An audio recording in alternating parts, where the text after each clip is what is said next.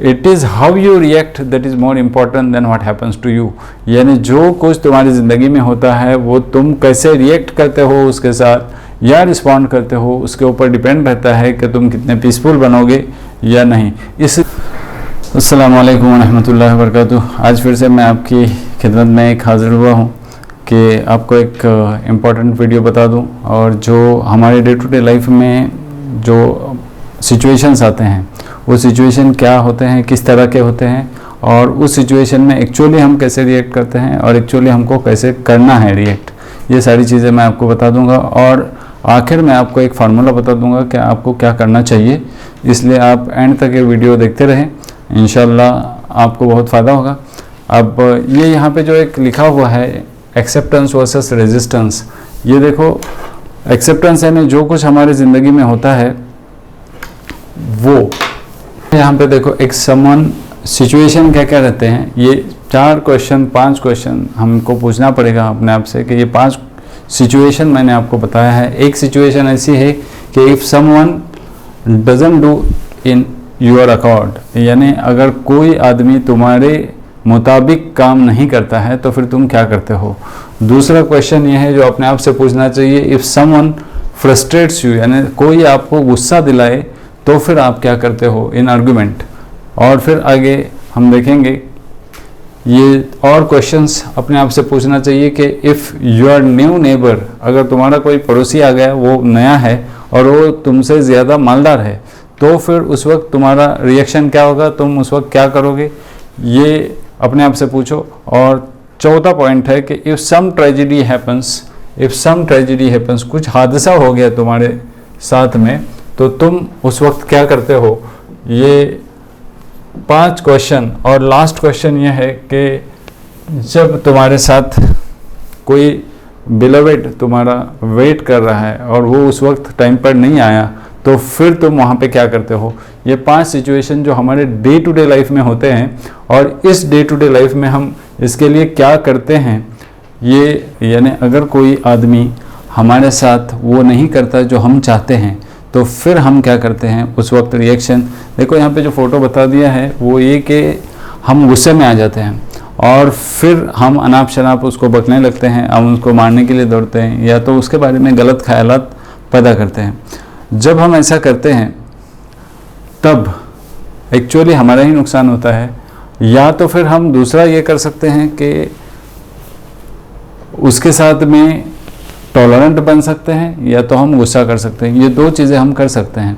इसमें से सबसे पहला जो रिस्पांस हम करते हैं अक्सर करके लोग, वो ये रहता है कि एंग्री लुक होता है, यानी हम गुस्सा करते हैं। और अगर हमने उस वक्त टॉलरेट किया तो हमारी ज़िंदगी में हैप्पीनेस होगा। दूसरा सिचुएशन ऐसा रहता है कि अगर हमारे साथ कोई, if someone frustrate you in the argument, अगर कोई आर्गुमेंट कर रहा है और उस वक्त हमने उसके आर्गुमेंट का जवाब दिया, रिटेलिएट किया और वो हमको फ्रस्ट्रेट गुस्सा दिला रहा है, फिर भी हम क्या करते हैं उस वक्त। यहाँ पे जो बता दिया है कि वो ये स्टूडेंट है वो प्रोफेसर से आर्ग्यू कर रहा है और प्रोफेसर को गुस्सा आ रहा है। एक्चुअली जब कोई हमको गुस्सा दिलाता है एक्चुअली तब उसका कुछ नुकसान नहीं होता, बल्कि जब हम गुस्सा करते हैं तब हमारा ही नुकसान होता है। इसलिए हमको जो लोग करते हैं मैक्सिमम इस सिचुएशन में वो ये होता है कि पहला सिचुएशन तो ये है कि एक तो फ्रस्ट्रेट हो जाते हैं वो, मगर अगर हम उसको फॉरगिव करेंगे तो देखो हमारे फेशियल एक्सप्रेशन, हमारी फिजियोलॉजी और सब कुछ ठीक हो जाएगा। ये सेकंड सिचुएशन है जिसमें हम क्या करते हैं वो बता दिया। अब थर्ड सिचुएशन देख लीजिए यहाँ पे कि थर्ड सिचुएशन ऐसा है कि if your new neighbour is wealthier than you, अगर तुम्हारा जो पड़ोसी है वो आया है और तुम कहीं पे गए हैं रहने के लिए और वहाँ पे जो पड़ोसी मिला है वो तुमको तुम्हारे से बहुत ज़्यादा मालदार है, तो तुम उस वक्त क्या करते हो। तो ज़्यादातर लोग ये करते हैं कि उस पर हसद करते हैं, उस पर जलन करते हैं कि अल्लाह ताला ने उसको दिया है और मुझे नहीं दिया है। मगर ये हसद की वजह से उसका नुकसान तो कुछ नहीं होता है, मगर बर्न तो हम ही होते हैं। और ये जीलसी के बदले अगर हम उससे इंस्पायर्ड हो गए, एडवेंचरस हो गए और हमने भी ये मन में ठान लिया कि हम भी कुछ अच्छा करेंगे, इस जैसे बनने की कोशिश करेंगे या तो इससे बढ़कर भी करेंगे, मगर उसको जो दिया है वो उसकी किस्मत है और उसने जो मेहनत किया उसका वो फल है। अब चौथा पॉइंट, जो चौथी सिचुएशन जो हमारी ज़िंदगी में आती है वो ये कि if some tragedy happens with your relatives, अगर तुम्हारे साथ कोई हादसा हो रहा है तो फिर तुम क्या करते हो। ये ज़्यादा इम्पोर्टेंट होता है कि हम उस वक्त क्या करते हैं। देखो यहाँ पे मैक्सिमम लोग हैं ना, यहाँ पे सब मायूस होकर बैठ जाते हैं और ये मायूसी ये कुफ्र होता है, यानी अल्लाह ताला से मायूस नहीं होना चाहिए। मैक्सिमम लोग तो ऐसा करते हैं, मगर हमें करना क्या चाहिए ये मैं आपको बताता हूँ कि जब ऐसा होता है हमारे साथ तो हमें एक उम्मीद सी रहनी चाहिए और हमको अल्लाह की तरफ रुजू करनी चाहिए। ये यहाँ पे बंदा बताया है कि जो स्पिरिचुअल है और वो कुछ तो हाथ में लेके कुरान पढ़ रहा है या कोई ग्रंथ पढ़ रहा है और वो अल्लाह से उम्मीद लगाए हुए कितना खुश है।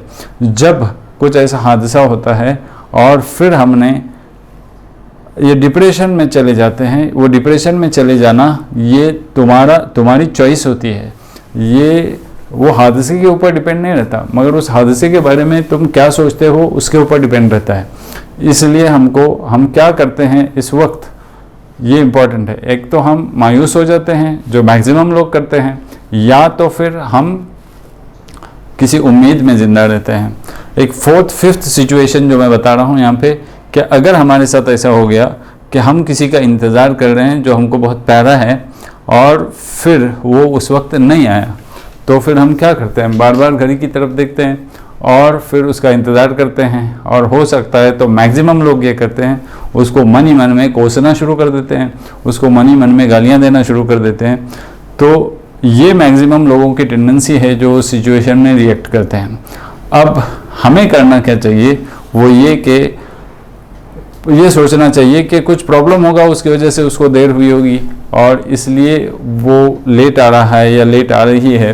तो हमको इरिटेट नहीं होना चाहिए, मगर हमको उम्मीद के साथ में स्टिल हमको वेट करना चाहिए विथ होप, उम्मीद के साथ में करना चाहिए।